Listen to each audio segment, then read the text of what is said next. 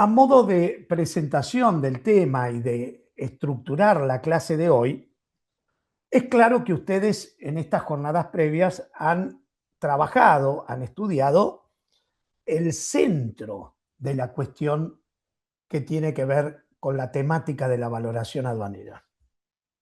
Y acá permítame una licencia. Es un curso más interesante el de poder brindarlo por la sencilla razón que tenemos que aplicar todos los países un mismo acuerdo internacional.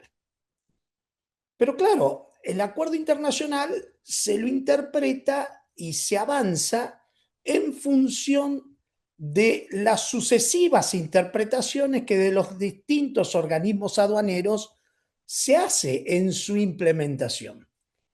Pero no solo eso, la doctrina incide, el comité de valor de la misma Organización Mundial de Aduanas, el mismo comité de valor en la Organización Mundial de Comercio, también emiten dictámenes, recomendaciones, pero también todo en definitiva culmina en la interpretación jurisprudencial. Y acá es dable destacar que el Tribunal de Justicia de la Comunidad Andina ha tenido un rol importante en hora a poner claridad, ya sea con la emisión de interpretaciones prejudiciales o resolviendo casos concretos al solo efecto de garantizar uno de los principios centrales que tiene el acuerdo de valoración, que es el principio de neutralidad y de uniformidad.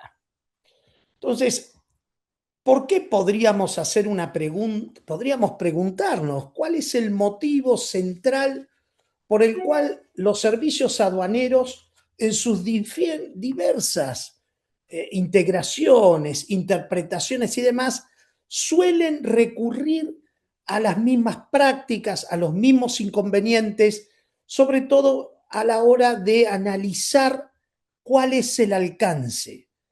¿Cómo interpreto el valor real de transacción? ¿Hay una duda razonable para desecharlo? Y esto es interesante porque en rigor de verdad, lo que vamos a encontrar siempre en forma recurrente son tres aspectos. El primero, hay una necesidad en algunos fiscos de incrementar la recaudación tributaria. Esto yo lo puedo llegar a entender en países donde hay un alto nivel de tutela en materia de derechos de importación. Para citar un ejemplo regional, el Mercosur.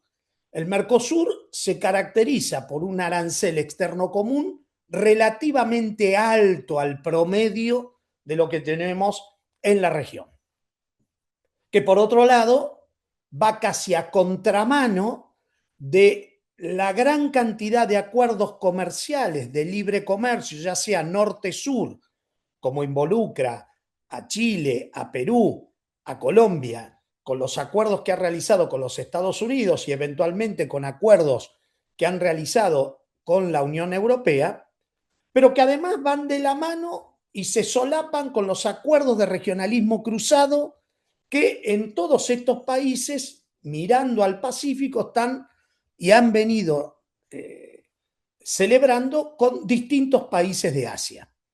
Malasia, Corea, Singapur, Japón, China mismo. Entonces, pareciera que el tema, si tengo un bajo arancel, no debería generar tanto inconveniente en materia interpretativa aduanera, porque es una regla de oro. Bajo arancel, la incidencia del valor, o por lo menos el operador o el usuario de comercio exterior, no estará tentado a modificar valores a la hora de tener menor impacto en materia tributaria. Ya vamos a volver a esta cuestión. La segunda parte que me gustaría destacar en este prediagnóstico es que muchas veces el tema de valor se fomenta porque el arancel no cumple con la función tuitiva que es lo que lo caracteriza de acuerdo al estándar de la Organización Mundial de Comercio. Es decir, si yo tengo una actividad productiva local y estoy soportando la competencia del producto importado, si tengo un arancel bajo, es cierto que ese fenómeno no va a dar la protección que el arancel en teoría debería darla. Entonces, si no lo logro vía modificación del nivel arancelario, muchas veces se presiona a la aduana a través de distintas cámaras, presiones comerciales, políticas, las que ustedes quieran poner, al solo efecto de que incremente la base imponible para de esa manera generar la tutela que el arancel por sí mismo no puede. Que acá tenemos otra cuestión que convive con toda esta situación. Y por último, dentro de este prediagnóstico, se nos presenta situaciones en las que interactúan otros mecanismos, como puede ser, si bien más residual, la aparición de operaciones de comercio exterior, pero que están fuertemente subsidiadas, ya sea o por una acción directa de un Estado, que tendrá su remedio específico con la aplicación de un eventual derecho compensatorio, o bien si es una actividad de subsidio privado, en la medida que genere un daño a una actividad productiva local a través del mecanismo de los derechos antidumping. Pero aclaremos que dumping y compensatorios tienen un acuerdo específico y no puedo introducir esa cuestión en el análisis de valoración aduanera, porque recordemos que aunque haya un precio subsidiado o haya un precio afectado por dumping, no deja de ser valor real de transacción. Podríamos agregar algún tema más, que esto variará de acuerdo al mayor o menor desarrollo de actividades de empresas multinacionales en nuestros respectivos países. ¿Qué es esa difícil amalgama a la que trataremos de hacer una aproximación al final de la clase entre valoración aduanera y precio de transferencia, anticipando que son dos realidades totalmente distintas que se articulan sobre principios distintos? Por un lado, el valor real de transacción. Por otro lado, un mecanismo de teorización al solo efecto de preservar o acordar con el fisco de cada país cuál va a ser la real incidencia de la renta al impuesto a las sociedades, al impuesto a las ganancias, al impuesto a la renta de las personas físicas, etcétera, de acuerdo a la denominación que cada país tenga. Como vemos, entonces, tenemos un menú bastante interesante de distintos factores que empiezan a interactuar en esta temática. Dato de color. En la medida que los países tenían aranceles muy bajos, y tomo como ejemplo los Estados Unidos, la cuestión de valoración, desde la perspectiva estrictamente aduanera, era una cuestión casi me animaría a decir teórica. Estaba en los planes y estaba en los distintos en el distinto organismo aduanero americano como una estructura que de alguna manera veían, observaban, pero más vinculado a la temática de precio de transferencia, a la cuestión si hay algún elemento que influía en el precio o algún elemento de ajuste obligatorio conforme marca el artículo 8 del acuerdo de valoración. Pero claro, desde la aparición del fenómeno Trump en el orden a que incrementó significativamente los aranceles, ya el tema empezó a tener otro tipo de ritmo, porque si incremento significativamente los aranceles, la alerta a poder empezar a toquetear, utilizando este término poco académico, pero manipular los valores de transacción puede generar o puede marcarme una tendencia, porque al final del día Al comerciante lo único que le interesa, al importador, es pagar menos impuestos porque de esa manera no lo traslado al precio, siendo que los tributos aduaneros son tributos indirectos, es decir, que se trasladan siempre al valor de la mercancía. En consecuencia, con esta introducción, lo que tenemos que ver son una serie de situaciones en la que, bueno, habrán visto que el acuerdo de valor está estructurado para que la gran mayoría de las operaciones se analicen sobre la base del valor real de transacción. Esto ya me pone en un dilema. El primero es que en el 90 y pico por ciento de las operaciones hay transacción, hay una compraventa, hay un trueque equivalente a una compraventa. Yo me comprometo a entregar algo a cambio de una contraprestación, generalmente expresada en dinero, pero muchas veces puede ser una compensación, muchas veces puede ser por compensación de algún servicio, por lo que ustedes quieran, porque la libertad contractual está a la orden del día. En consecuencia, lo que me queda fuera es relativamente poco. ¿Qué es lo relativamente poco? Y las donaciones, las cuestiones que se dan sin título oneroso. Entonces acá yo ya empiezo a tener un primer problema, si ustedes quieren, existencial. ¿Cuándo no es adecuado el valor real de transacción? Y se me hace muy difícil, porque si parto de la premisa que es cuando no hay una compraventa y en la mayoría de las veces cuando los servicios aduaneros se investigan, siempre hay una compraventa. Porque si hay una simulación de compraventa, bueno, entonces estaré yendo por otro camino. Es decir, acá dependerá del ordenamiento interno de cada país. Si yo presento una factura falsa, adulterada, o como se dice en nuestro país, trucha, porque es ideológicamente falsa o porque es materialmente falsa, en la República Argentina eso es constitutivo del delito de contrabando. En otros países no será constitutivo de delito de contrabando, pero será constitutivo de un delito tributario.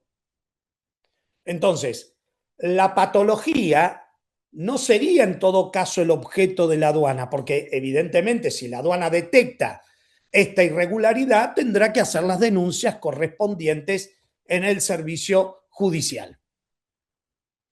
Entonces, primera cuestión tener tener en cuenta profundamente. Los análisis de investigación de aduana se circunscriben a investigar la posible existencia de delitos o tiene que tener un análisis en orden a considerar si están dados todos los elementos que tiene que tener esa base imponible, ya sea por incidencia de vinculación, por contraprestación que tiene que ver con una patente, una regalía, todo aquello que hemos visto que es de ajuste obligatorio. Entonces, claro, esto me pone en un dilema de cómo yo preparo al servicio aduanero para en qué marco tengo que realizar la investigación. Y acá es muy interesante porque la interpretación prejudicial del 4 de marzo del 26 en la causa Tenaris Tub contra DIAN que hizo el Tribunal de Justicia de la Comunidad Andina, me animaría a decir que es una síntesis de lo que es un correcto manual interpretativo en materia de valoración aduanera. Porque claro, lo que yo necesito tener es certeza, certeza, no jugar a las adivinanzas de cuándo un valor funciona o no funciona para el servicio aduanero. Entonces, acá esto ya me pone en un contexto de cómo tengo que interpretar esta cuestión. Pasando al caso concreto que nos toca hoy, tenemos que analizar en primera medida como método alternativo el método de mercadería idéntica y similar, artículo 2 y 3 respectivos del acuerdo de valoración. Fíjense, esto ya me imagino que lo saben, es decir, el acuerdo de valoración, como enseña el profesor Solesi, siempre dice que estos, como ven en la filmina, actúan como los peldaños de una escalera. No lo puedo saltear. Tengo que seguir obligatoriamente una jerarquía en los métodos.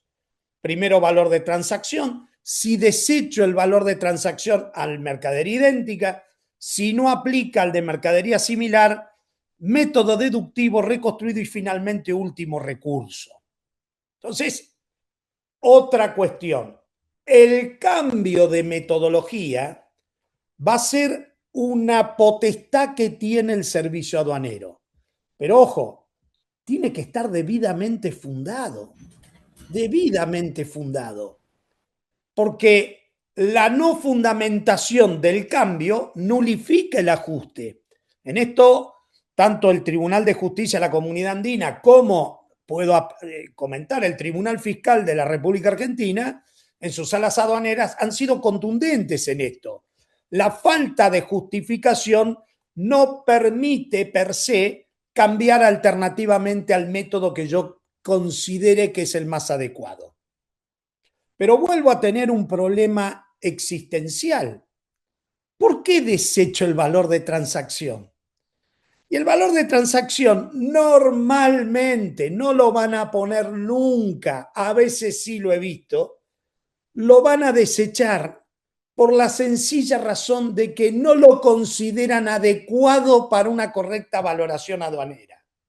Señores, si el precio es alto o bajo y lo celebraron las partes y estamos dentro de un contexto de libertad de comercio, la aduana no puede establecer qué rango de valor le interesa porque se ajusta más a su estándar o a su gusto para obtener una recaudación aduanera más adecuada. Probablemente esto tiene mucha incidencia en muchos servicios aduaneros.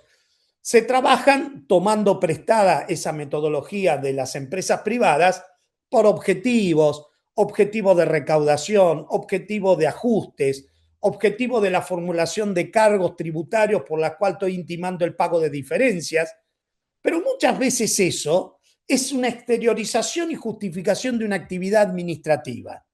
Ahora, la pregunta del millón, ¿esto va y tiene confirmación finalmente en sede judicial? Y encontraremos la sorpresa que en su gran mayoría no. Entonces, vuelvo de nuevo.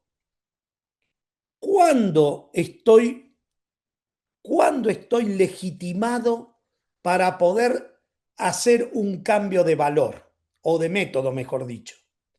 Ustedes ya han visto en la clase pasada este concepto de la duda razonable, ese argumento que terminó poniendo en una reforma posterior la OMC, en la que se reconoce a los servicios aduaneros que cuando exista duda razonable puede iniciar un proceso de investigación. Pero ojo, puede iniciar un proceso de investigación.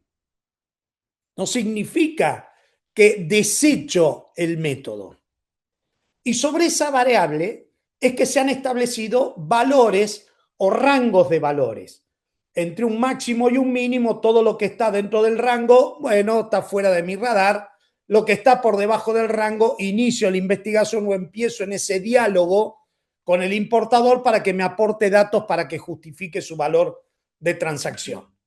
En algunos casos,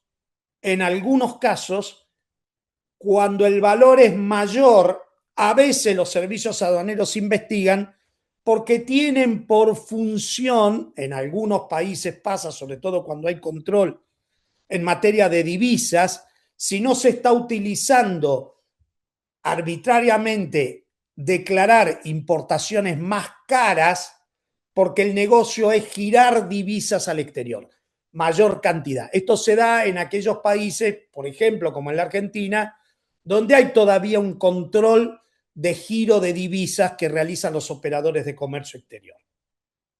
Pero volvemos de nuevo. Tenemos un problema central que gira en derredor de cuándo estoy legitimado para hacerlo o no. ¿Cuál es el método de mercadería idéntica? Es el más simple de todos. Valor de transacción de mercaderías vendidas para exportación al mismo país importador y exportadas en el mismo momento o en un valor aproximado. La igualdad es total. Las características físicas, calidad, acabado y marca comercial. El ejemplo clásico, un televisor marca Panasonic 55 pulgadas, procedente de Japón, que llega a Colombia, Perú o a donde sea, ¿no es cierto? Y tengo distintos operadores con precios distintos. Con lo cual, lo que te digo es que cuando voy a comparar, tengo que encontrar el antecedente para ver y tener una idea de cómo se forma ese precio. De esto surge entonces que tiene que ser el mismo país de producción, el mismo productor y podría haber un productor distinto, pero como una cuestión subsidiaria. Pero bueno, pero la idea es que sea el mismo origen, porque sucede, y esto es muy común en un mundo globalizado, en que puedo tener misma marca, mismo producto, misma característica técnica, pero que me lo está vendiendo un hub mayorista en el país de Omán, en Asia, o en Hong Kong, un revendedor, o un mayorista en Miami, que lo único que hace es ocupar volúmenes y que puede tener ventajas comparativas y de mejor precio, dependiendo obviamente del nivel comercial, ya sea por ajuste por cantidad o por distintas modalidades de pago, etcétera, etcétera, etcétera. Con lo cual, si yo quiero hacer mercadería idéntica, debería en principio tener un mismo origen. Y el otro factor es el factor tiempo. Mismo momento aproximado. ¿Qué se entiende por momento aproximado? Y por lo menos no puedo comparar artículos de temporada, temporada contra temporada. Esto es muy común en el rango textil. No puedo comparar la temporada del año pasado respecto de la temporada actual. También incide la evaluación del mercado. Los mercados cambian significativamente, cambian las preferencias, cambian las condiciones comerciales. Acuérdense lo que fue el impacto en la época del COVID, en la que claramente el excedente productivo que tuvo China al estar todo paralizado y paralizarse las entregas de los productos, hubo un excedente de mercadería que directamente se comercializó a precio de remate. Entonces, esto también hay que evaluarlo. Y por último, el ciclo comercial. Primera pregunta, ¿esto es de temporada? ¿Esto no tiene incidencia temporal? ¿Esto no está afectado por cambio de estaciones? Etcétera, etcétera, etcétera. Con lo cual, en este marco, la aduana debe demostrar, y esto así lo ha establecido el Tribunal de Justicia de la Comunidad Andina, pero es un principio que lo encontramos en infinidad de antecedentes de distintos países. La aduana debe demostrar la existencia de mercadería idéntica con datos concretos, ya sea porque obtiene por base de datos propia o por declaraciones de tercero, pero no puede presumir la existencia de mercadería idéntica. La tiene que acreditar con certeza. Esto me permite a mí señalar dos aspectos. La primera, la base de datos, los servicios aduaneros las implementan de acuerdo a los datos propios. Cada sistema informático tendrá una mayor o menor ventaja, algunos países más desarrollados, otros menos desarrolladas, como es el caso de la Argentina, en la que puedo tener un rango en la que por un periodo determinado distintos importadores declaran mercadería idéntica. Ya esto me genera un problema. No es fácil encontrar antecedentes de mercadería idéntica. Y ustedes lo van a entender por qué. Porque acá entra a tallar a veces lo que se llama la exclusividad comercial. Para dar un ejemplo, Samsung, por citar una marca, en determinado país puede tener uno, dos representantes comerciales, quizás dividido por territorio, por rango, por provincia, por determinado tipo de productos. Con lo cual es muy difícil que un tercero, ajeno a ese vínculo comercial, pueda importar misma mercadería. Yo digo, es difícil. Sí lo puede hacer porque de hecho pasa sin violar el tema de, o que sin que esto constituya lo que se denomina fraude marcario o venta no autorizada, porque puedo comprar, como les comenté anteriormente, en los denominados hubs o centros mayoristas de distribución de mercadería. Pero ahí dependerá pura y exclusivamente del vínculo que tenga el representante exclusivo en el país con la que le está dando la licencia para vender ese tipo de mercadería. Así que acá ya empiezo a tener un problema. Muchas veces la aduana, cuando detecta esto, claro, en principio puede ser que tenga una igualdad total, pero no es el mismo origen, no va a ser la misma época y obviamente no van a ser las mismas condiciones de nivel comercial. Entonces, la aduana no puede presumir la existencia de mercadería idéntica, tiene que acreditar con certeza. Pero muchas veces el error del servicio aduanero está siendo en que me determina fríamente, me tacha por un tema, esto pasa en la Argentina, me muestra el antecedente que tienen de una operación, no me identifica quién es el importador, pero es muy mezquina la declaración aduanera porque me dice la posición arancelaria, el valor, eventualmente la marca. Y yo cómo sé si me está comparando por la misma mercancía. ¿Se dan cuenta? Entonces, acá es donde empieza a hacer agua esta metodología de investigación a la que estoy haciendo referencia. Entonces, primera cuestión para poder tener en claro en mercadería idéntica. Tenemos que respetar estos 4 puntos que ven en la filmina.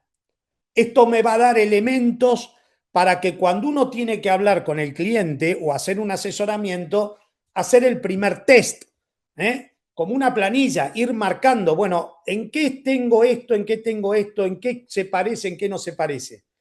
Porque cuando el servicio aduanero me notifique que decidió cambiar de metodología y que en definitiva va a utilizar el valor de mercadería idéntica, yo tengo la posibilidad, y así lo marca la reglamentación, de oponerme a ese cambio y fundamentar por qué me opongo. Y acá es donde va a entrar a tallar este test de factibilidad al que estoy haciendo referencia.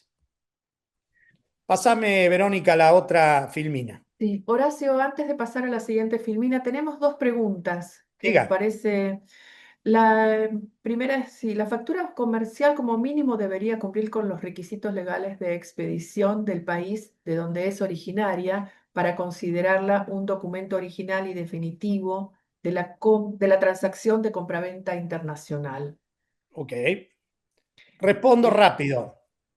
En materia de compraventa internacional, se aplica una convención internacional que casi todos los países la han aplicado, en la que hay una libertad absoluta de formas.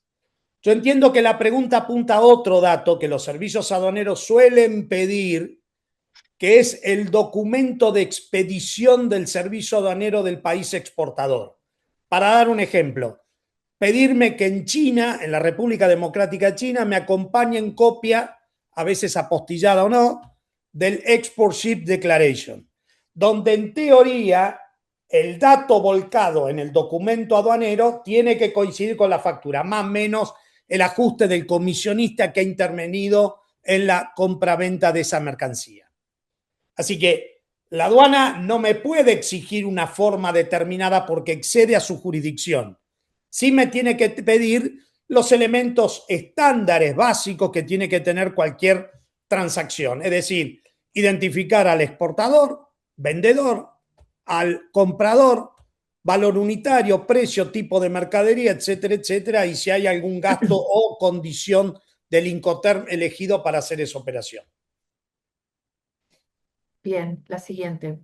frente a la realidad de que el precio de transferencia es en esencia un mecanismo de teorización y distribución de utilidad global pactado con el fisco para efectos del impuesto a la renta.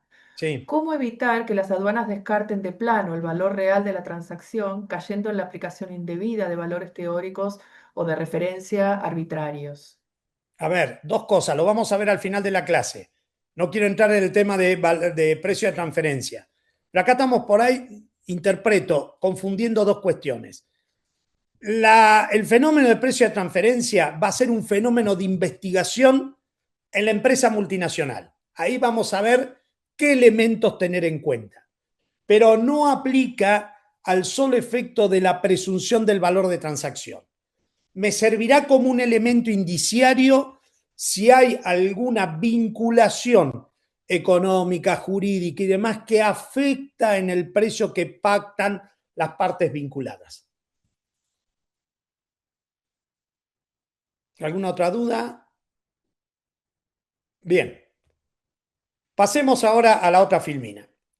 Supongamos que no encontramos mercadería idéntica. Y es lo que habitualmente pasa. Suele haber más mercadería similar. Entonces, claro, de acuerdo al GATT, tiene que ser de característica y composición semejante que les permiten cumplir las mismas funciones y ser comercialmente intercambiables. Calidad, reputación y marca son factores a considerar. Todos sabemos que hay primeras marcas, segundas marcas, terceras marcas, aún con productos que en esencia son intercambiables. Volvamos al ejemplo del televisor. Un televisor hay de primera marca, segunda, tercera, cuarta marca. Pensemos ahora en el Mundial. Toda la gran temporada, 4 años, todo el mundo cambia los televisores y hay de infinidad de marcas. Ahora, por más publicidad que hagan los muchachos de la marca china Hisense, sí, es una buena marca, pero es una marca media. No la comparo con los topes de gama como puede ser Samsung o como puede ser Panasonic o como pueden ser algunos modelos de Sony. Que las tres marcas y los mismos ingenios cumplen la misma función, no cabe absolutamente duda. Pero volvemos de nuevo. Acá en el criterio son semejantes las características físicas, no necesariamente iguales. En cuanto a la misma funcionalidad, sí, misma función y uso final, el ejemplo del televisor. Son intercambiables y habrá que ver. Es lo mismo utilizar y comparar una primera marca que una segunda marca o una tercera y en principio no. La marca comercial influye claramente, claramente. Es distinta la explicación, si ustedes quieren, de un punto de vista sociológico, económico, filosófico, si el hecho de que el producto tenga una determinada marca per se le da un mayor valor, aunque yo demuestre científicamente que ese pantalón de jean o ese producto textil está hecho por la misma empresa en distintas situaciones, en distintas plantas fabriles y lo único que le cambia es el logo que le ponga en la etiqueta. Gran discusión en un mundo anarcocapitalista, el mítico libro de la autora canadiense Naomi Klein, No Logo. ¿No? Entonces uno ve estas cosas y estas distorsiones que todos los vemos sistemáticamente. Bueno, es un factor de ponderación. Pero en el caso del país de producción, sí, tiene que ser el mismo país exigido. Entonces, dos bienes van a ser similares de acuerdo al criterio que ha establecido el Tribunal de Justicia de la Comunidad Andina cuando el consumidor final los percibe como sustitutos funcionales. O sea, fíjense que acá la pregunta es, ¿quién es el que percibe la idea de similitud? Independientemente de diferencia de detalle, el consumidor no está pensando si en el televisor tengo una ínfima diferencia en determinación de la imagen por píxeles o por capacidad y demás, o si tiene 2 o 3 entradas de USB. obviamente la aduana va a tener que justificar, motivar en un acto que fija valor como base de bienes similares. No cabe duda, porque si no, caemos a la idea de lo que se denomina valor arbitrario, valor que va más allá de la correcta determinación de una base idónea para donde yo pueda aplicar los tributos aduaneros. Como ven, este método de mercadería similar genera mayor atención, sobre todo a la hora de justificar que no aplica tal o cual producto como mercadería similar. A ver, el universo arancelario es inmenso. Puedo comparar aceros o productos metalúrgicos de tal o cual misma funcionalidad, pero confeccionado a partir de un acero o de un mineral o de un material distinto. Pareciera que no. Volvemos de nuevo, ¿puedo comparar primera con segunda marca? No. Entonces, hay productos que son mucho más básicos, ¿no es cierto? ¿Qué sé yo? Unas camisetas de algodón puro. Bueno, incidirá si el algodón es de algodón tipo peruano o algodón egipcio de alta o cual calidad. En productos de mantelería incidirá la cantidad de fibras que pueda tener o de hilado que pueda tener una sábana o que puede tener todos estos elementos de blanquería respecto de otro tipo de producto. Y acá hay otra cuestión a tener en cuenta que yo lo encaro dentro de lo que se llama el prejuicio comercial que a veces tiene la aduana. Me está pasando con un cliente en Buenos Aires. Hay una primerísima marca argentina que tiene un derrame regional de ropa para señoritas, chicas jóvenes y demás. Como decimos acá, muy de moda, primera marca, hay una percepción que es un producto de primerísima marca, de precio elevado y demás. Sin embargo, el tema está en que obviamente las importaciones que realizan tienen un determinado rango de valor. Ahora, la realidad económica para los importadores hacen que ese valor que declaran en sus proveedores de China empiecen a bajar la calidad de la materia prima o del producto terminado. Entonces, claro, cuando la aduana empieza a investigar, ve que los valores empezaron a bajar. Entonces, ¿qué hace la aduana? Me compara con los valores anteriores. El comparar con los valores anteriores termina que a él le generen un ajuste, pero que en realidad lo que ha cambiado no es una manipulación del valor, sino que cambié de proveedor, cambié de calidad. ¿Y por qué lo hace? Porque si no, no puedo vender el producto localmente. Entonces, acá también hay que hacer este test de evaluación a la que me estoy refiriendo y les estoy comentando. ¿Alguna pregunta? Pasemos a la otra Sí, filmina, hay un par Verónica. de preguntas, perdón, estaba Bueno, muteada. dale. Eh, el flete, ¿por qué razón puede ser considerado para un ajuste al precio realmente pagado por pagar si mi término de negociación es FO? Y si quiere responder esta, después le seguimos. A ver, dos cosas.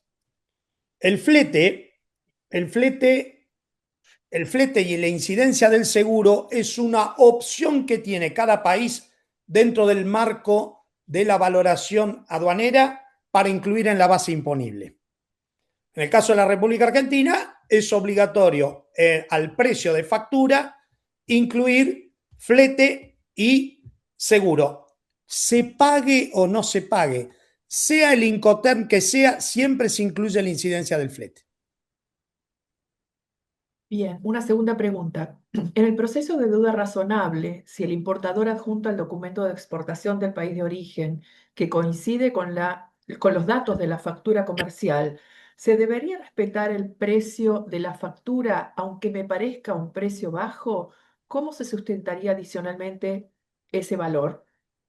Siempre, siempre que se demuestre que es el valor real de transacción, la aduana, aunque el precio le parezca bajo, no puede generar ajuste.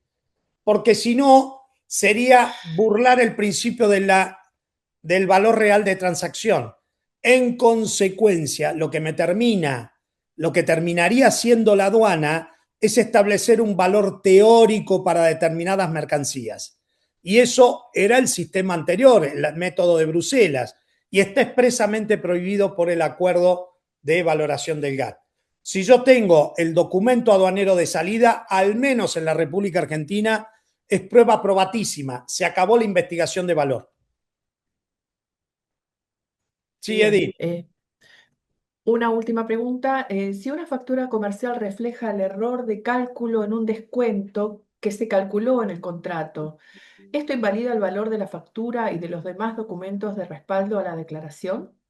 A ver, si la factura tiene un error que hace a la determinación de valor, habrá que ajustar por los mecanismos contables correspondientes y esto eventualmente podrá ser objeto de ajuste por vía de rectificación de acuerdo a la normativa aduanera de cada país.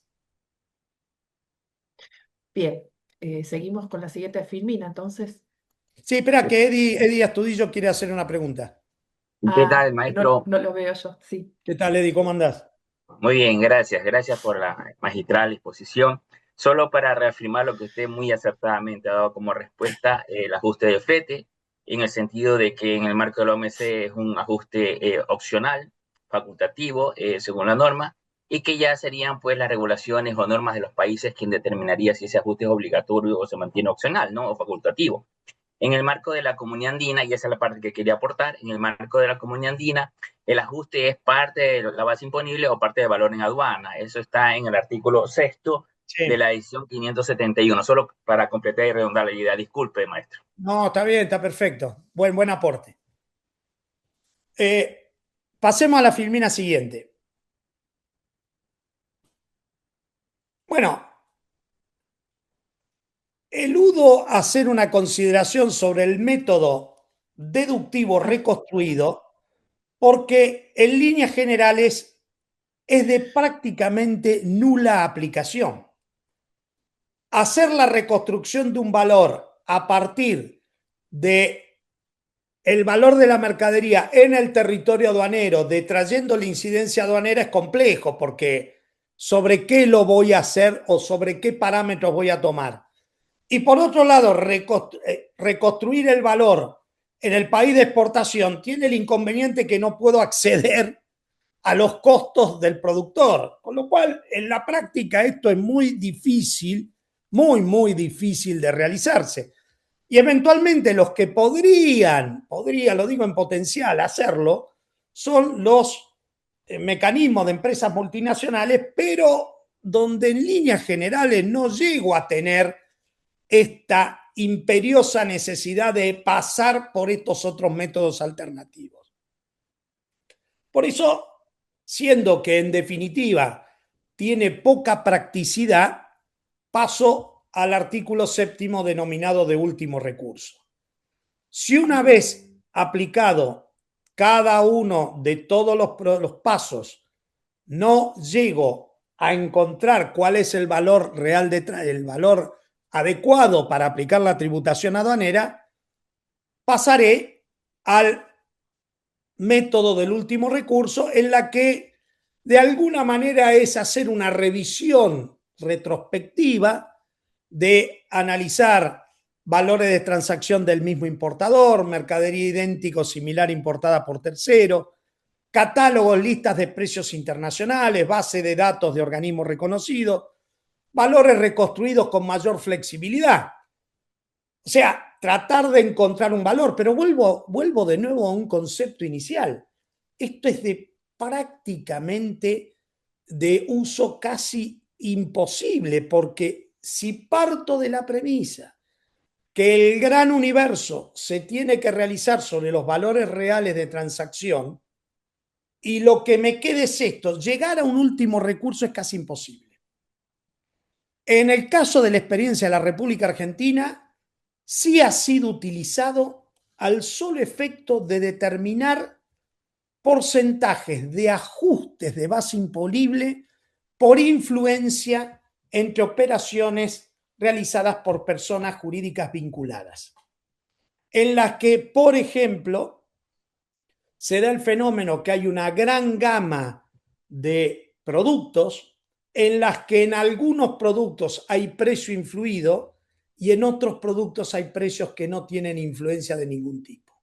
Entonces, en la Argentina, el servicio aduanero, a través de empresas vinculadas, la división de empresas vinculadas ha realizado esta labor, a mi modo de ver, en forma correcta, en líneas generales, y ha generado lo que se llama un patrón de ajuste de valoración utilizando en este tipo de situaciones en las que se reconstruyen y crean valores. ¿Qué valores están expresamente prohibidos? Bueno, los precios de venta en el mercado interno del país importador, es obvio, no puedo utilizar el precio de venta. Sistema del mayor de los valores alternativos, esto va porque no puedo hacer un valor teórico. Precio del mercado interno del país exportador, obviamente no puedo comparar esos precios en el país de exportación. Precio de exportación a terceros, pasa. ¿Por qué un mismo producto de China se vende en un mismo periodo a un precio a un país y a otro país a otro precio? Cuestiones comerciales, cuestiones de forma de pago, cuestiones de las que ustedes quieran poner, hay general variaciones. No puede hacerse sobre valores en aduana mínimos, ni tampoco sobre valores arbitrarios o ficticios. Vuelvo de nuevo, no nos olvidemos siempre de este concepto. El tema del valor no puede la aduana ni ningún servicio aduanero establecerlo sobre rangos ficticios. Se podrá discutir cuál es el paladar que tiene la aduana para en determinado sector, producto, origen, quiere hacer una investigación sectorial de valores, pero para eso tendrá la herramienta de establecer un rango. El rango, vuelvo nuevamente a esta idea central, es al solo efecto de habilitar un proceso de investigación. Todos los que están dentro del rango, en el contexto de intercambio de información que prevé el acuerdo, me tiene que intimar a aportar elementos que justifiquen el valor real de transacción. Por eso me va a pedir la existencia de contratos, listas de precios, cancelación o instrumentación bancaria de cómo se ha efectuado el pago, documento aduanero del país de exportación, nota a pie de página. Desde la realización del acuerdo de facilitación de comercio, muchos de los servicios aduaneros han firmado acuerdos de intercambio de información. En consecuencia, acá ya empieza a haber una herramienta más eficaz para combatir el fraude o la subfacturación o sobrefacturación según las normativas que tenga cada país en esta materia. Otra herramienta a considerar, que es disruptiva, de hecho ya se está utilizando, la inteligencia artificial. O sea, lo que no puede hacer un valorador aduanero es comparar o buscar precios en las plataformas comerciales usuales minoristas, porque ese no me va a dar un precio real de transacción. Me va a dar en todo caso un precio en el mercado interno del país exportador o me dará un precio de venta en el mercado interno, pero yo no puedo utilizar porque son otras las condiciones de venta y de comercialización que tengo. Ni hablar si quieren incurrir en lo que se llama la deep blue, la plataforma oscura, digamos, ¿no? Entonces, lo que sí me puede aportar inteligencia artificial al servicio aduanero es un rango importante en esta materia en la que, Deep Web, exactamente, muchas gracias, en la materia de mayor acceso a la información y trazabilidad. De hecho, en el marco SAFE de la Organización Mundial de Aduanas y en vinculación con los estándares que ha fijado la Organización Mundial de Aduanas, se han establecido rangos de evolución e inversión para las distintas aduanas, distintos programas. Y claro, en este campo se destacan 3 aduanas de manera muy significativa. Uno es la aduana de Japón, la aduana de China y la aduana de Singapur. Ya están culminando la 5ª etapa. Para que se den una idea, y me da mucha vergüenza decirlo, la Argentina no terminó la primera etapa. Y ustedes me dirán, ¿en qué consisten estas etapas? El producto directamente por inteligencia artificial se somete a un control tipo escáner, digo tipo porque tampoco he visto cómo lo hacen, ¿eh? Y eso por inteligencia artificial me va a dar la trazabilidad, quién compró, quién fabricó, quién vendió, quién la transporta, cuál es el precio, si en el aspecto clasificatorio es correcta la clasificación, controla la liquidación y además me determina los rangos de precio. Esto se da en un marco del principio que toda la OMA está reclamando hace bastante tiempo de invisibilización del control aduanero. ¿Qué significa esto? No es que la aduana deja de controlar, se invisibiliza, no la vemos. Por eso cuando en muchos aeropuertos, con motivo o ocasión de un viaje, retiramos nuestra maleta y salimos, uno dice, che, pero no pasé por la aduana. No, sí pasaste por la aduana, no la viste, que es otra cosa.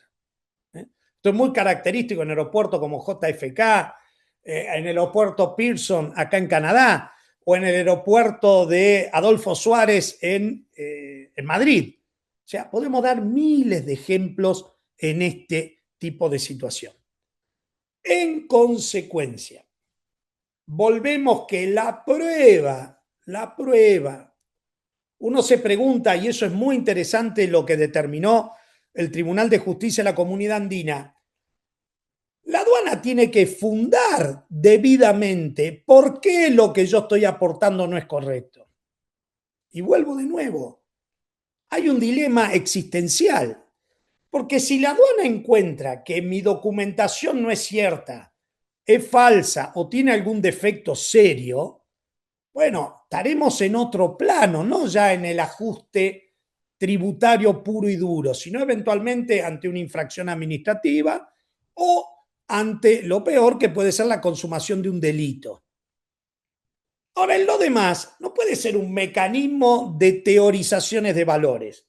Estuve viendo un paper la vez pasada donde hay alguna idea, hay algunos trabajos interesantes de el catedrático Santiago Ibáñez Marsilia de la Universidad de Valencia, donde ha trabajado mucho este tema sobre si no hay una tendencia a volver a una teorización de los valores aduaneros. Claro, ¿qué ventaja me da en la teorización del valor aduanero? Que es más fácil. Si la aduana fija el rango que más le apetece, no tiene sentido una investigación, la aduana determinará, pagaré y se acaba la historia. Pasemos a la próxima filmina, Verónica. Tenemos una pregunta. Diga. Un segundo. Cuando existe un estudio de valor y consultas para la determinación del valor por parte de la administración aduanera, la administración aduanera, si no le hace la consulta al importador, no puede valorar. ¿Cuál sería el procedimiento? No sé si se Es que entendió. precisamente no se puede hacer una valoración de oficio. La valoración requiere sí o sí la comunicación al importador. El importador tendrá la potestad de contestar, aportar o no decir nada, pero el paso lo tiene que dar el servicio aduanero. Ahora, aun cuando no le hayan aportado datos, la aduana tiene que hacer el informe final de valoración que justifique el acto administrativo que está tomando en orden a si hay un ajuste o no. Ok.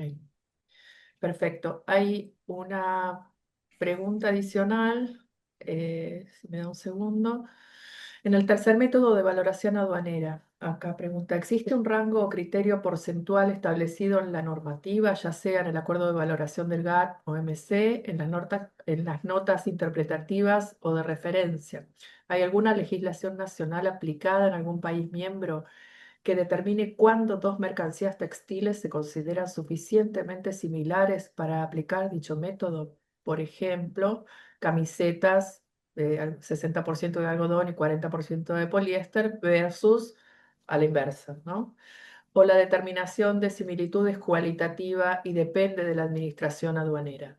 No, no lo hay por la sencilla razón que el universo es tan amplio que sería imposible generar un estándar sacando los estándares que que he comentado. Es decir, siempre en el contexto de una investigación de valor tendré que hacer sobre el test que les he comentado, hacer la observación y aportar los datos o elementos que justifiquen mi valor respecto del que me estaría comparando al servicio aduanero. No hay un estándar ni lo puede haber, porque obviamente estamos dentro de mercadería de distinto rango, forma, contenido, proceso, fabricación, etcétera, etcétera. A ver, un segundo. ¿Estamos bien en esta Sí, filmina? sí, sí. Bien, no hay Bueno, más preguntas. obviamente dentro del artículo séptimo del último recurso se destacan, por aporte jurisprudencial, dos principios. Uno, el de razonabilidad. A ver, la razonabilidad es un principio jurídico que tiende a que las cuestiones tengan que fluir y tener coherencia en sí misma.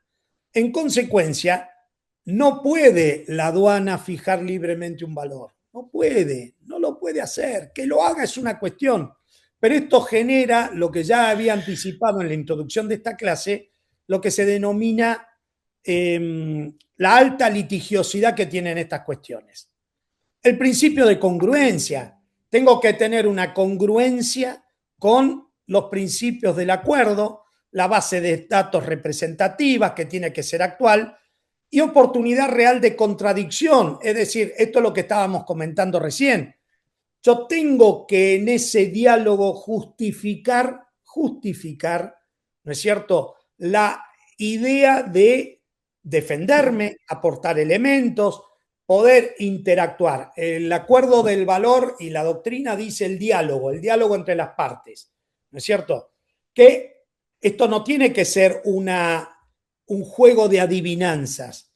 Yo por experiencia en investigaciones de valores lo que estoy viendo siempre es que la aduana es muy escueta, tiene casi, podríamos decir, un cliché, un formulario tipo, y no me aporta elementos. Yo tengo que estar tratando de adivinar a dónde van, qué buscan, qué tienen y demás, y no me muestran las cartas.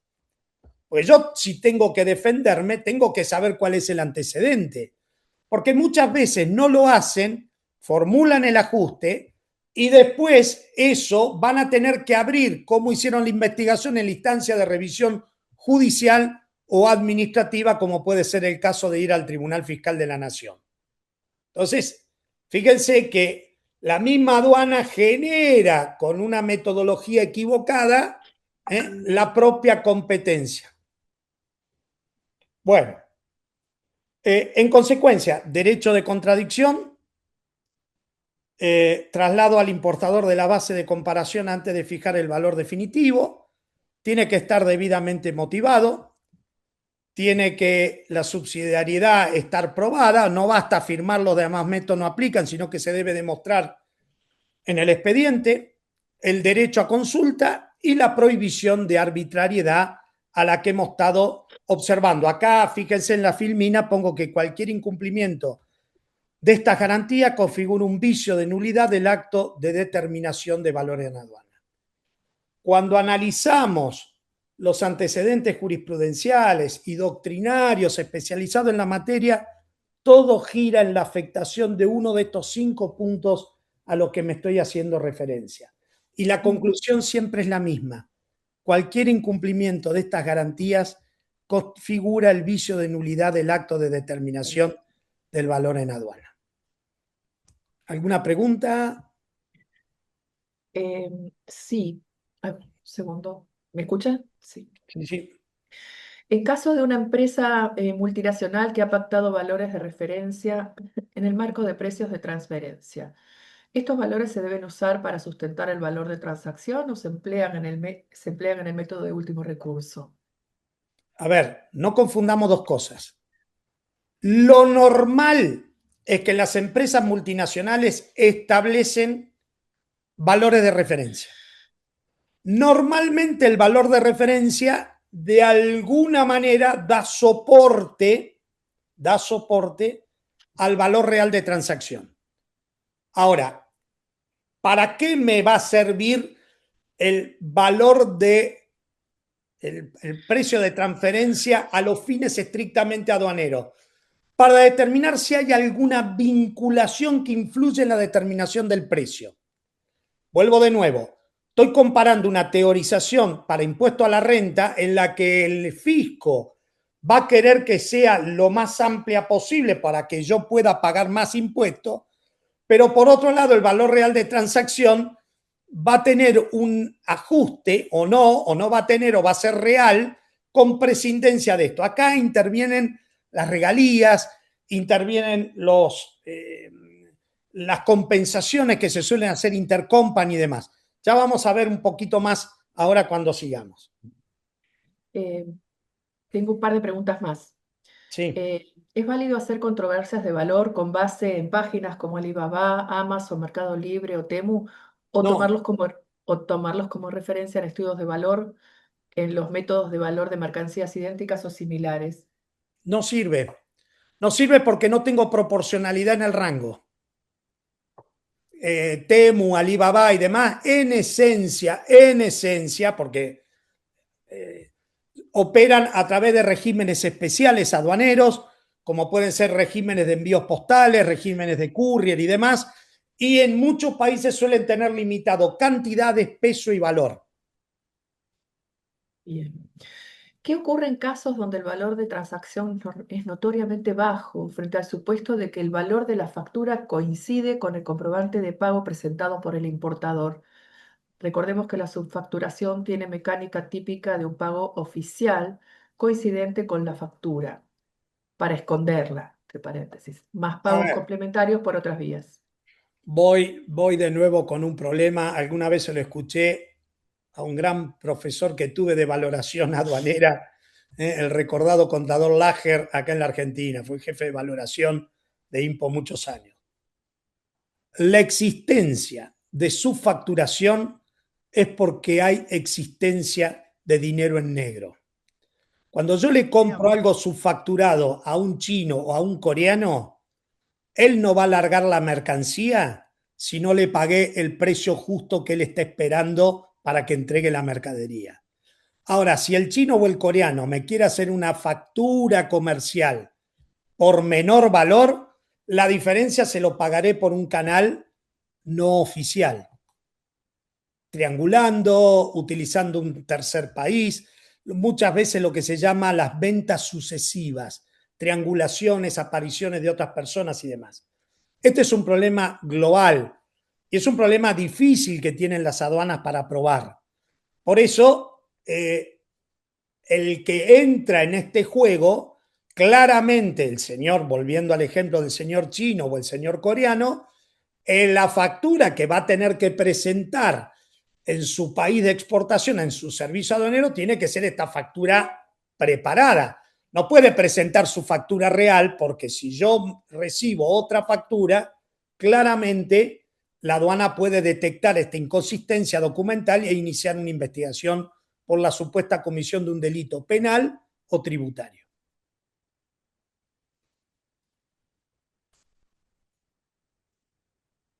Bueno, finalmente, para este tema tenemos ¿qué cuestiones podemos señalar como obligaciones o aspectos comunes?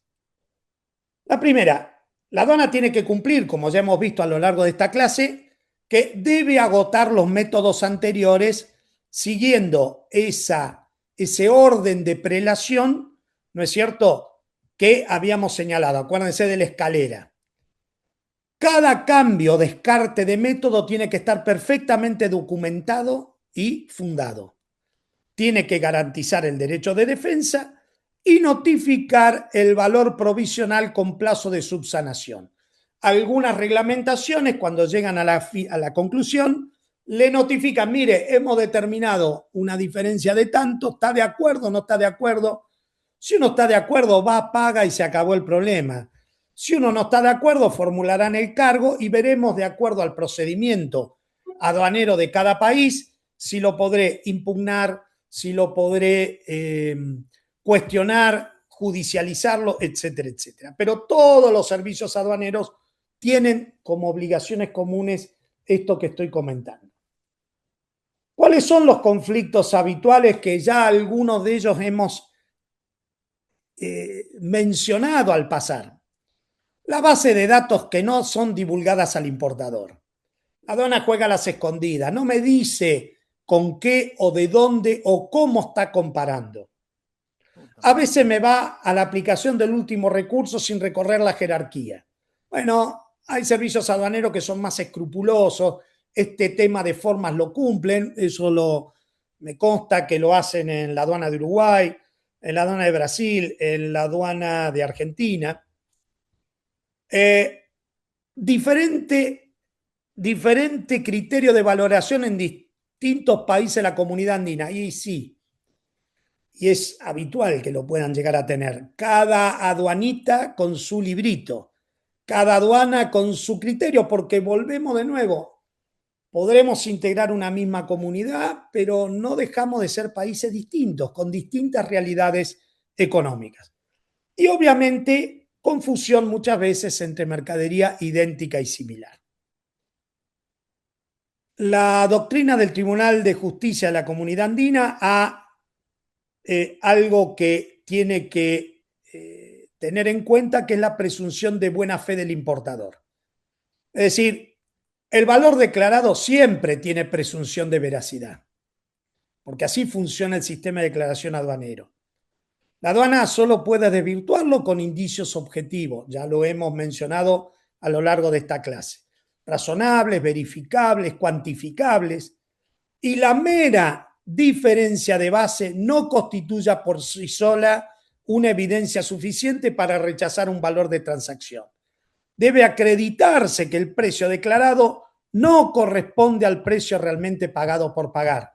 Vuelvo de nuevo acá con otro problema. El famoso dilema. Si estoy ante operaciones ficticias, falsas, documental y demás, ya el tema va por otro lado. Acá estamos dentro del contexto, si la base es la adecuada a los efectos de la recaudación del tributo aduanero. Principio de buena fe. En algunos casos también, en la moderna teoría del derecho administrativo, instituto que vino del derecho administrativo alemán, se considera la confianza legítima.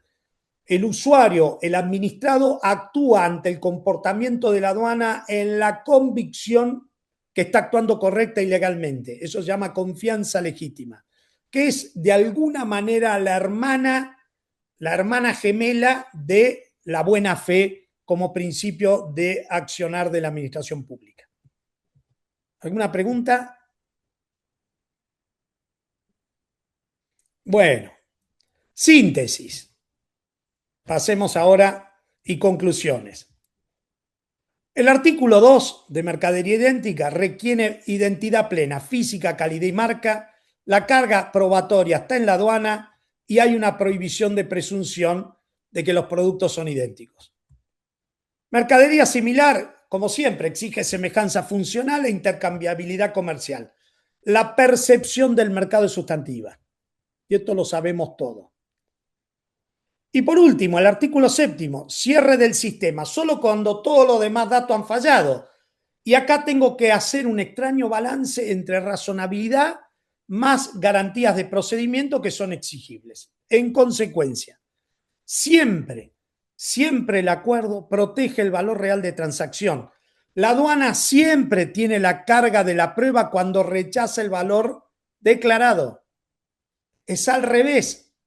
¿Se dan cuenta? En consecuencia, si yo no tengo o no se da este fenómeno, el ajuste o el proceso investigador que hace la aduana. Vi que alguien comentó acá en el chat el tema del fraude marcario. A ver, el fraude marcario va por otra cuestión.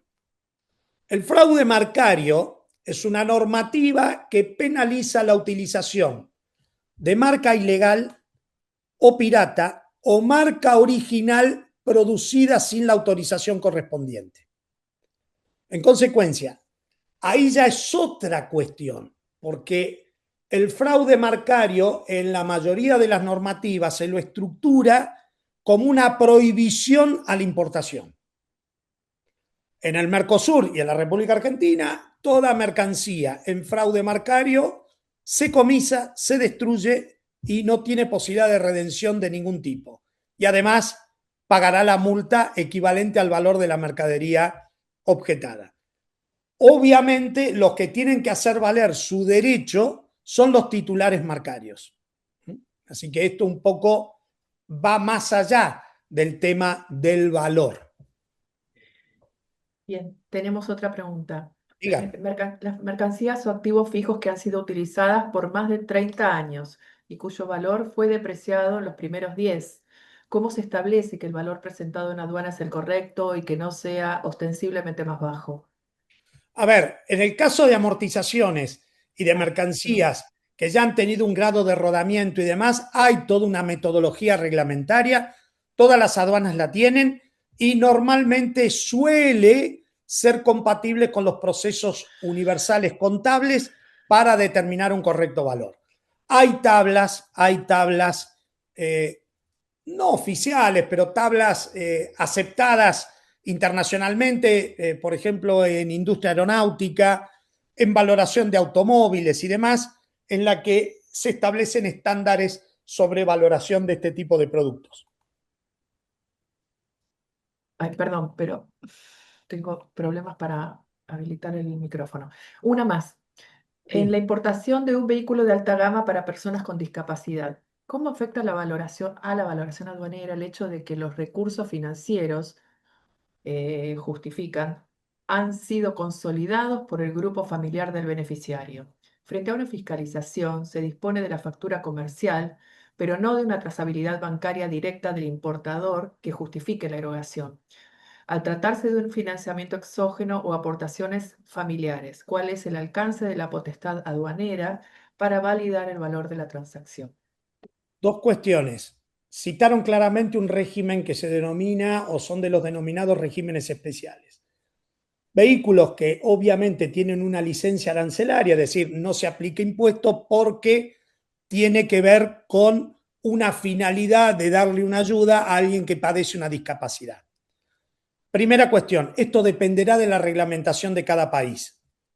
En la República Argentina, un auto para discapacitado no puede exceder de un valor FOB de $20.000 y tiene que ser un vehículo que obviamente puede tomarse el ingreso familiar al solo efecto de poder justificar ante la autoridad de aplicación, que no es la aduana, la que me va a dar el beneficio para importar. Dicho esto, eso dependerá de cómo lo establece cada país. En consecuencia, ¿qué normativa tengo para valorar correctamente un vehículo de discapacitado? Creo que apunta más a si concedo o no el régimen que el valor en sí mismo, porque el valor no deja de ser un valor real de transacción en la que alguien ha comprado el vehículo. Puede ser que lo compre localmente y el importador o el concesionario del automóvil tenga y haga esta gestión, con lo cual me desprendo del problema, o que el importador sea el que se encargue de hacer la compra en el exterior y incorporar e importar finalmente ese vehículo. Eh, a ver si tenemos alguna pregunta más. Sí. Cuando se determina que una mercancía viola los derechos de propiedad intelectual, ¿cuál sería el procedimiento adecuado para valorar este tipo de mercancía? A ver, acá vamos al método del artículo primero. En el proceso de investigación se suele enviar un cuestionario, es un cuestionario, diría, estandarizado, casi todas las aduanas lo tienen, y en algún momento me van a hacer una pregunta básica. Primera pregunta, ¿las empresas, importador, exportador, están vinculadas sí o no? En el caso de sí, ¿Hay algún contrato, regalía que está incluido totalmente en el valor real de transacción, sí o no? Si pongo no y la aduana duda, puede abrir una investigación. Y de hecho, habitualmente se hace. Porque para que yo no haga el ajuste, todo lo que es incidencia de regalía, marca, etcétera, etcétera, tiene que estar incluido en el valor de la factura en la medida que fue condición de la venta. Si no fue condición de la venta, bueno, ahí se discutirá la incidencia de una tercera marca. Yo le estoy importando de un fabricante, pero el fabricante ya le pagó la regalía al titular de la marca. Estoy comprando, no sé, un bolsín, bolsos para llevar ropa deportiva que tiene la marca Adidas, pero me lo está vendiendo un fabricante de la India. En realidad el señor de la India me lo vende, pero no como condición de venta que pague la regalía, porque la regalía ya se la pagó el fabricante de la India a Adidas en Alemania. ¿Se dan cuenta? Entonces, esto me pone a mí en un ejercicio y un test que tengo que realizar de una manera mucho más fina. Y sí, claramente la aduana tiene las potestades legales para hacer este tipo de investigación y requerimiento. Bien, una más. Si una mercancía es importada a todos los países de la Comunidad Andina bajo una subpartida arancelaria específica, ¿es posible que uno de estos países miembros, al aplicar un control posterior, cambie la subpartida arancelaria y proceda a rectificar los tributos pagados? Y pasa todos los días. Acá en la Argentina tenemos siempre el mismo problema en el Mercosur. Clasifica Brasil de una manera y la Argentina clasifica de otra manera. Tenemos una ventaja. Y no sé, y acá les pido mi dispensa, si la comunidad andina opera con el mismo criterio. En el mercado común del Mercosur se negoció todo el arco arancelario. No hay excepciones. Si el producto es de origen brasileño o producto es de origen argentino, clasifique como clasifique, no me interesa, porque emitiré el certificado de origen, pero el producto en total, vaya por la posición A o por la posición B, no mueve, no cambia. Es en todo caso un tema formal en el certificado de origen. Ahora, si me estoy moviendo en el marco de la LADI, en algún acuerdo de complementación económica, ahí sí puede tener incidencia. ¿Por qué? Porque yo ahí no negocié el total, el totus de las posiciones arancelarias. Negocié posiciones, negocié porcentuales y ahí sí va a tener incidencia el certificado de origen. Pero la pregunta original es, ¿pueden las aduanas? Y sí, por ley la aduana clasifica. Que haya mecanismos en acuerdos regionales de solución y armonización de diversos criterios clasificatorios desde ya, desde luego. En ese sentido no hay ningún momento, hay mecanismos, digamos, para refritar esos criterios. En el Mercosur, cada 6 meses se reúnen los muchachos de clasificaciones de Uruguay, Paraguay, Argentina y Brasil y aunan los criterios clasificatorios. Sí, Eddie, acá te estoy viendo que pediste la mano. Sí, doctor. Básicamente, y si usted me permite, ¿no? En términos Sí, generales, estoy muy de acuerdo con usted, ¿ah? Pero siempre hay casuística, ¿no? Siempre hay casuística, y me refiero que si el criterio de origen determina en una subpartida un producto y con el cambio de subpartida da otro criterio de origen, ya ahí tenemos un problema mayor. hay Pero en un términos problema. generales estoy de acuerdo con usted. Sí, señor. Bien. Otra más, ¿qué opina de la resolución anticipada de valor y cuál sería su alcance? ¿Podría especificarse como método secundario? No, a ver, desde la implementación del acuerdo de facilitación de comercio, las resoluciones anticipadas pasa a ser un capítulo importante. El problema es el uso que le voy a dar a la resolución anticipada. En materia de mayor practicidad, lo veo a la resolución anticipada como interesante en materia de clasificación, porque me anticipa un conflicto en materia de clasificación arancelaria. En materia de valoración puede ser un elemento interesante, sobre todo cuando estoy con alguna operación compleja, que haya varios personajes interviniendo o discusión todavía no resuelta a los efectos de que la aduana fije un criterio. El problema es que hay que manejarlo con prudencia porque lo que precisamente voy a buscar es una solución. Porque no vaya a ser cosa que por preguntar algo la respuesta no me guste. Y si no me gusta, ya quedé atado a esa respuesta, ¿me entienden? Entonces, esto hay que manejarlo como prudencia, pero no es un mecanismo alternativo. En todo caso, es forzar que la aduana oficialmente se expida sobre una determinada cuestión vinculada al valor. Bien. Cuando una casa matriz envía un activo fijo usado a la sucursal y no hay venta, solo la transferencia de propiedad del bien, ¿cuáles serían los documentos de soporte a solicitar para corroborar el valor del bien? Básicamente el valor contractual. Y en todo caso se emitirá una factura pro forma al solo efecto aduanero. Ok. Bien. Bueno, creo que no tenemos más preguntas. Estamos, no sé si hay alguna otra. Tenemos un par de minutos. Sí, quisiera terminar de cerrar el Sí. tema de precio de transferencia. Disculpen lo autorreferencial, pero yo hace un tiempo, después de la pandemia, hice un estudio y un comentario sobre la versión 1.0 de la guía que emitió la OMA sobre precio de transferencia de junio del 2015. Ese artículo se puede consultar gratuitamente en la revista jurídica de la Universidad, de la Facultad de Derecho de la Universidad Austral. Está en el tomo primero. Y en esencia, esto es algo que va a evolucionar. Ha prometido la OMA que en estos días, en agosto, va a ser una revisión. Pero vuelvo de nuevo a un concepto central. Precio de transferencia es una teorización que está implementada, ha intervenido la OCDE, han intervenido los grandes organismos multilaterales a los efectos de garantizar y equilibrar la renta justa de los impuestos que pagan las empresas multinacionales. El 80% del comercio mundial se canaliza a través de la empresa multinacional. En consecuencia, ¿cómo se conjuga esto con el valor real de transacción?